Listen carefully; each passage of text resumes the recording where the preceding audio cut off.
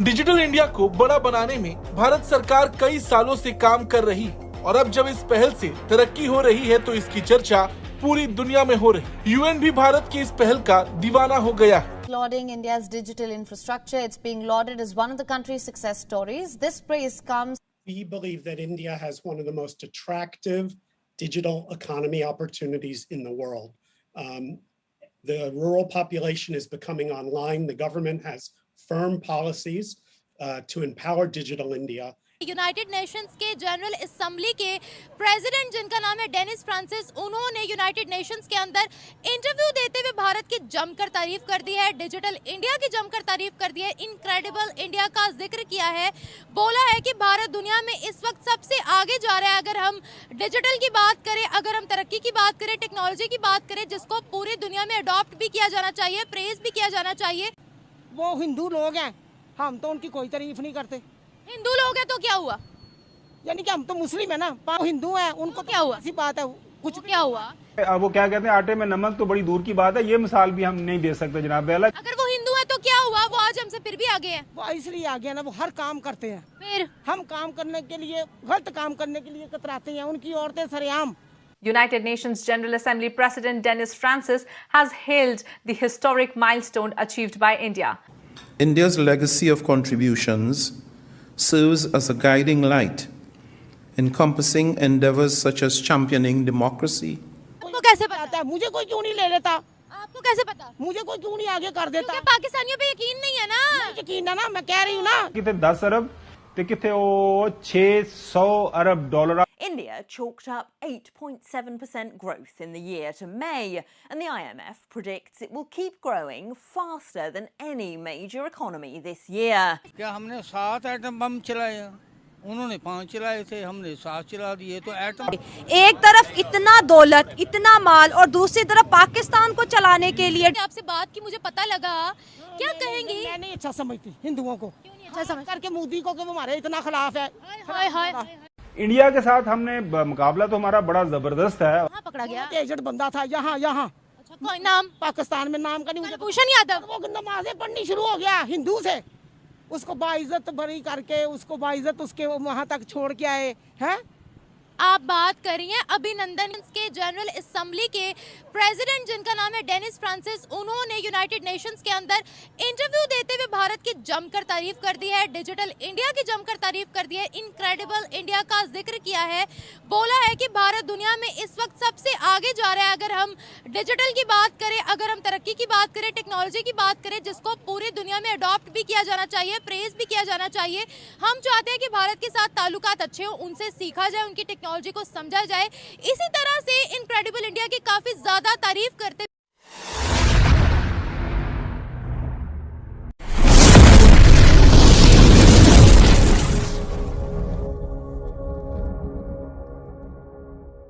Height से मेरा मतलब हो गया 18 सेंटीमीटर की। अगर सीढ़ी भी इसके सामने आ रही है तो ये सीढ़ियाँ भी चढ़ सकता है। अब मल्टीपल यूज़ केसेस में आप मल्टीपल टाइप के पेलोड्स इसके ऊपर अटैच कर सकते हैं। हाँ, इधर पे आप ऊपर अटैच कर सकते हैं। आप देख सकते हैं यहाँ पे हमने टी रेल्स का ऑप्शन दिया है और स्क्रूज लगाने का भी ऑप्शन दिया है।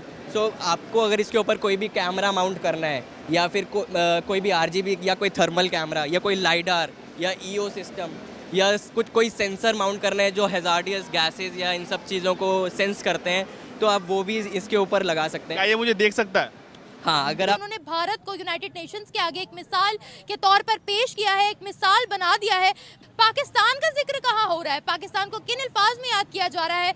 मुझे ये बताएं, आज भारत की तमाम कंट्रीज जो है वो तारीफ करने पर मजबूर क्यों है? वो मजबूर इसलिए है कि हम बहुत नीचे गिर गए हैं, हमारा लेवल बहुत नीचे है। वो हिंदू लोग हैं, हम तो उनकी कोई तारीफ नहीं करते। हिंदू लोग हैं तो क्या हुआ? यानी कि हम तो मुस्लिम है ना, वो हिंदू हैं, उनको क्या हुआ? ऐसी बात है, कुछ क्या हुआ? अच्छा समझती हिंदुओं को। क्यों नहीं अच्छा समझ? करके मोदी को कि वो हमारे इतना खिलाफ है। हाय हाय। कैसी बातें कर रही है आप? दुनिया उनको एडमायर करती है। किसी को गाली देना तो बहुत बुरी बात है, गलत बात कर रही है। बात छोटी सी एक सुने। सुनाए। वहाँ पाकिस्तानी गया, पाकिस्तानी गया कोई बंदा वहाँ गया, बताए ना, उसके सारे, मुझे उसके नाम का नहीं पता, उसके सारे डॉक्यूमेंट्स गिर गए। इन्होंने उसको वहाँ से मार के भेजा। तो वो यहाँ पर भी कोई आएगा? मेरी बात सुने, बस कर दे। पाकिस्तानी एजेंट वहाँ पकड़ा गया हिंदू। कहाँ पाकिस्तानी एजेंट? नहीं, इनका एक बंदा पकड़ा एजेंट?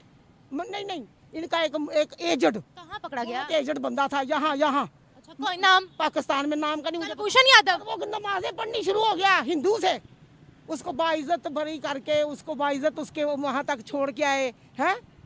आप बात कर रही हैं अभिनंदन की? वो अभिनंदन नहीं है। अभिनंदन की बात इधर आए, सुने तो सही, मेरी तो बात सुन ले। आंटी जी मेरी तो बात सुन ले, मेरी बात सुनेंगी आप?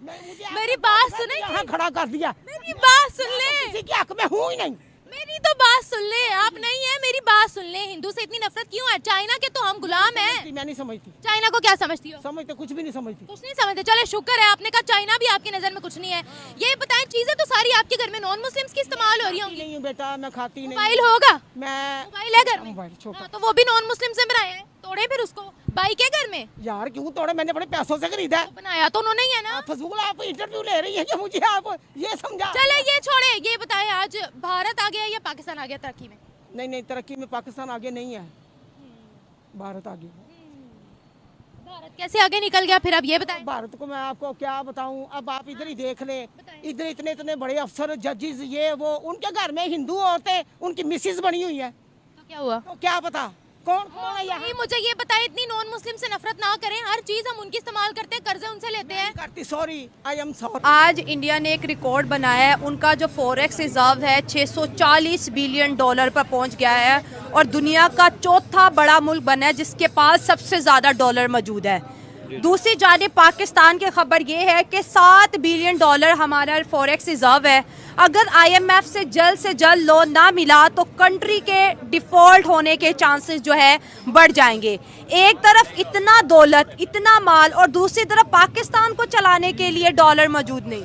पाकिस्तान के जो माशी हालात हैं वो इस कदर बुरे हो गए हैं जिसकी वजह से हमारे जो मिडिल क्लास लोग हैं उनकी सैलरीज नहीं आ रही। अच्छा। और जो गरीब अवाम है उनकी सैलरीज नहीं आ रही, ठीक है, जिसकी वजह से हमने IMF से बात की। IMF के कर्जा देना बहुत मुश्किल है। जो आपने अभी इंडिया की बात की, इंडिया चौथा बड़ा मुल्क है जिसके पास इतना वो पड़ा हुआ है, डॉलर पड़ा हुआ है, और पाकिस्तान के हालात बिल्कुल भी सही नहीं है जिसकी वजह से वो आगे कर सकती है या जो मिडिल क्लास लोगों को वो सैलरी प्रोवाइड नहीं कर सकती। आप कह रहे हो कि हमारे पास इतने भी पैसे नहीं कि हम सैलरीज दें? जी, हमारे पास इतने भी पैसे नहीं है कि हम लोगों की सैलरीज दें, या लोग जो हैं, जो गरीब लोग हैं, जो अब आप लोग देख रहे हैं, जो पुअर पीपल हैं, ठीक है, जो जिनको सैलरीज नहीं मिली, जो गरीब। अब तो रमज़ान आ गया, रमज़ान में हालांकि बाहर के मुल्क में क्या होता है कि 10%, 5% डिस्काउंट हो जाता है, लेकिन यहाँ पर क्या है कि 50% बढ़ा कर चीज़ों को दिया जाता है। हमेशा की तरह आप सबसे रिक्वेस्ट है कि जिसने भी चैनल को सब्सक्राइब नहीं किया है प्लीज चैनल को सब्सक्राइब करना ना भूलिए।